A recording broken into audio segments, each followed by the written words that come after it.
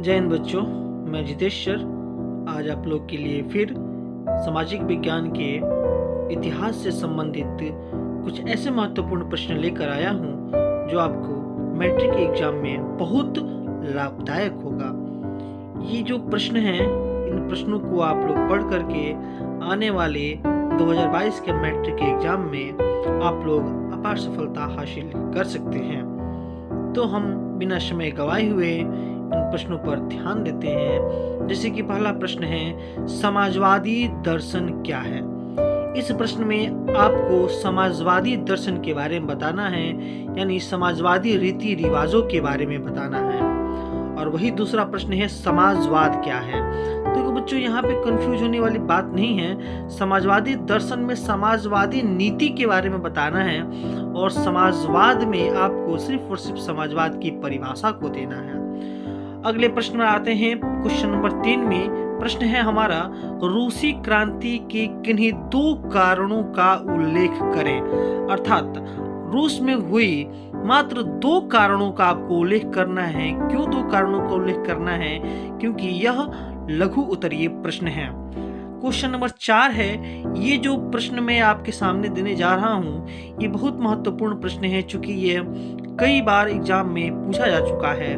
प्रश्न है, नई आर्थिक नीति मार्क्सवादी सिद्धांतों के साथ कैसे समझौता थी। अर्थात ये बताना है आपको कि जो नई आर्थिक नीति थी वह मार्क्सवादी सिद्धांतों के साथ किस तरह समझौता की थी। अर्थात मार्क्सवादी जो सिद्धांत थे उनसे इसने नई आर्थिक नीति ने कैसे सामंजस्य स्थापित किया था, ये बताना है आपको। प्रश्न संख्या 5 है, 1917 की बोल्शेविक क्रांति का 1917 की बोल्शेविक क्रांति एक सर्वहारा क्रांति थी कैसे।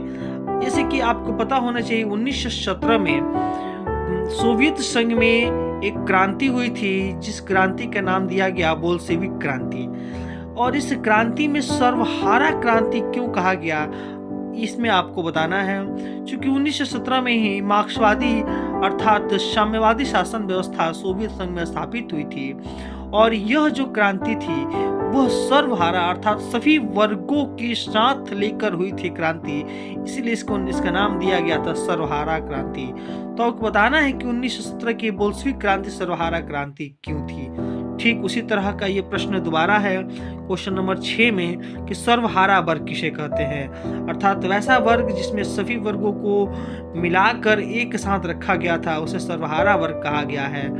ठीक उसी तरह प्रश्न संख्या 7 है, खूनी रविवार क्या है। ये बहुत महत्वपूर्ण प्रश्न है। इसको आप लोग क्वेश्चन बैंक में भी देख सकते हैं, कई बार यह प्रश्न पूछ चुका है। क्योंकि इसके बारे में हम आपको थोड़ा बहुत बताना चाहेंगे कि खूनी रविवार क्या है। यह एक रविवार की घटना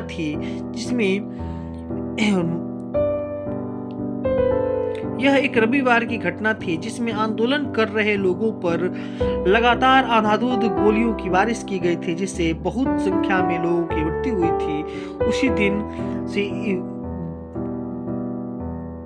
उसी दिन से इसे खूनी रविवार के नाम से जाना जाता है। प्रश्न संख्या 8 है, कार्ल मार्क्स के विषय में आप क्या जानते हैं। तो चूंकि ये लघु उत्तरीय प्रश्न है इसीलिए आपको मात्र कार्ल मार्क्स की थोड़ी सी जीवनी के बारे में आपको बताना है। बृहद रूप में अर्थात बड़े पैमाने पर आपको नहीं लिखना है। तो ये लघु उत्तरीय के कुछ महत्वपूर्ण प्रश्न थे। इन प्रश्नों को मैंने आपके सामने रखा क्योंकि ये प्रश्न हमेशा परीक्षा में आते हैं। तो मैं जो वीडियो बना रहा हूँ उस वीडियो में बहुत ज़्यादा प्रश्न नहीं दे रहा हूँ, मैं मात्र वैसे ही प्रश्नों को लिख रहा हूँ, बता रहा हूँ जो प्रश्न सदैव परीक्षा में आते हैं। अर्थात बहुत महत्वपूर्ण प्रश्नों का मैंने संग्रह बना करके रखा है। अब हम लोग देखते हैं दीर्घ उत्तरीय प्रश्न के बारे में। दीर्घ उत्तरीय प्रश्नों को शुरू करते हुए हम सबसे पहला प्रश्न देख रहे हैं, रूसी क्रांति के प्रभावों की विवेचना करें।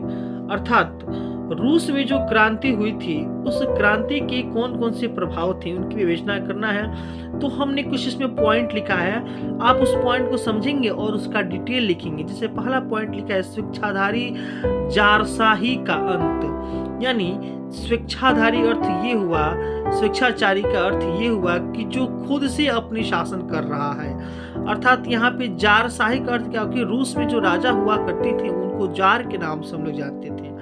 तो जो जारशाही थी अर्थात जो राजवंश था उसका अंत हुआ, इसके बारे में आपको डिटेल में लिखना है।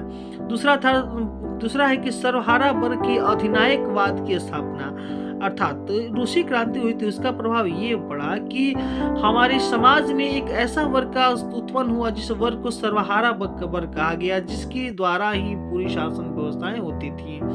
अगला है नई प्रशासनिक व्यवस्था की स्थापना, अर्थात रूसी क्रांति के प्रभाव से जो जारशाही थी वो समाप्त हुई और नई प्रशासनिक व्यवस्था हुई, यानी साम्यवादी व्यवस्था की स्थापना हुई और नई सामाजिक व्यवस्था भी उत्पन्न हुई। अब हम ये देखेंगे कि इसके क्या क्या प्रभाव पड़े थे। जिससे पहला प्रभाव है कि पूंजीवादी राष्ट्रों में आर्थिक सुधार के प्रयास किए गए। दूसरा है साम्यवादी सरकारों की स्थापना की गई। तीसरा है साम्राज्यवाद के पतन की प्रक्रिया तीव्र हुई और चौथा है नया शक्ति संतुलन हुआ। तो दोस्तों इसमें यही करना है कि जितने सारे मैंने पॉइंट दिए हैं इन सभी पॉइंट को आपको डिटेल में लिखना है, इनका विवेचना करना है। चलिए हम अगले प्रश्न पर ध्यान देते हैं। अगला प्रश्न हमारा है कार्ल मार्क्स की जीवनी एवं सिद्धांतों का वर्णन करें। सबसे पहले आपको कार्ल मार्क्स के सिद्धांत को लिखने होंगे। जैसे पहला सिद्धांत उनका क्या था, द्वंद्वात्मक भौतिकवाद का सिद्धांत। दूसरा था वर्ग संघर्ष का सिद्धांत। तीसरा है इतिहास की भौतिकवादी व्याख्या। चौथा है मूल्य एवं अतिरिक्त मूल्य का सिद्धांत और पांचवा था राज्यहीन एवं वर्गहीन समाज की स्थापना। इन सिद्धांतों को लिखने के साथ साथ आपको नीचे लिखना होगा कार्ल मार्क्स के जीवन परिचय, तब जाकर ये लॉन्ग क्वेश्चन के रूप में हो जाएगा। अगला प्रश्न है लेनिन की नई आर्थिक नीति क्या है। तो लेनिन ने जो नई आर्थिक नीति बनाई थी उनका हम लोग यहाँ पे जिक्र करेंगे। जैसे पहला कि किसानों से अनाज लेने के स्थान पर एक निश्चित कर लगाया गया और बचा हुआ अनाज किसानों का था और वह इसका मनचाहा इस्तेमाल कर सकता था। अर्थात लेनिन ने जो नई आर्थिक नीति लगाई थी उसमें यह बताया कि किसानों से जो कर के रूप में अनाज लिया जाता था, उन अनाजों के लेने के बाद जो अनाज बच जाते थे और किसान उसको चाहे तो मनचाहा कीमत पर उसको बेच सकता था। दूसरा था यदि भी यह सिद्धांत कायम रखा गया कि जमीन राज्य की है फिर भी व्यवहार में जमीन किसान की हो गई। यह सिद्धांत रखा गया कि जमीन भले ही राज्य की होगी लेकिन उस जमीन पर जो है कि अधिकार अर्थात उपयोग वहां उस राज्य के किसान ही करेंगे। तीसरा है 20 से कम कर्मचारियों वाले उद्योगों को व्यक्तिगत रूप में चलाने का अधिकार मिल गया। अर्थात अगर कोई बिजनेस व्यापार करना है, कोई फैक्ट्री लगाना है तो उसमें 20 से कम भी व्यक्ति को आप रखकर चला सकते हैं। अगला है उद्योगों का विकेंद्रीकरण कर दिया गया। निर्णय और क्रियान्वयन के बारे में भी निकायों को काफी छूट दी गई। अर्थात उद्योग का विकेंद्रीकरण का मतलब ये हुआ कि अलग अलग क्षेत्रों में अलग अलग तरह के उद्योग स्थापित किए जाने लगे। पांचवा है विदेशी पूंजी भी सीमित तौर पर आमंत्रित की गई। अर्थात विदेशी यानी पूंजीवाद को इसमें थोड़ा सा बढ़ावा मिलने लगा और यहाँ पे विदेश से जो देश थे उनसे मुक्त व्यापार की नीति को अपनाते हुए व्यापार को बढ़ावा भी दिया गया था। अगला है व्यक्तिगत संपत्ति और जीवन की बीमा भी राजकीय एजेंसी द्वारा शुरू की जाने लगी। अर्थात लोगों की व्यक्तिगत संपत्ति की रक्षा की जाने लगी, लोगों के जीवन की रक्षा की जाने लगी। और अगला पॉइंट है हमारा विभिन्न स्तरों पर बैंक खोले गए हैं। और अगला और अंतिम पॉइंट है हमारा ट्रेड यूनियन की अनिवार्य सदस्यता समाप्त कर दी गई।